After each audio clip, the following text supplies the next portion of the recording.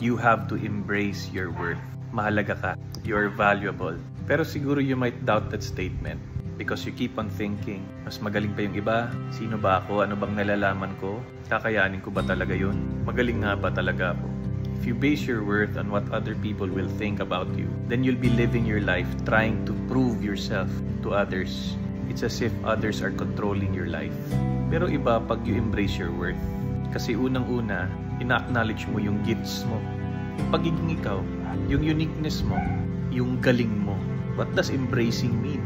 Yakapin, angkinin, at mahalin. Love the gifts that God has given you. Focus on nurturing your talents. At kung hindi man acknowledge yung galing mo kung saan ka ngayon, there should be another place where they see your worth and your worth is properly compensated and you feel happy doing your work. Kasi if you won't embrace your worth, then who will? And remember, it's God that you're trying to please first and foremost. Mahalaga ka sa mata ng Diyos, mahal ka ng Diyos, at naniniwala ang Diyos sa'yo. When you start to embrace your worth based on how God sees you, you will start to gain confidence. And that confidence will also result to other people trusting you and acknowledging that you can contribute greatly.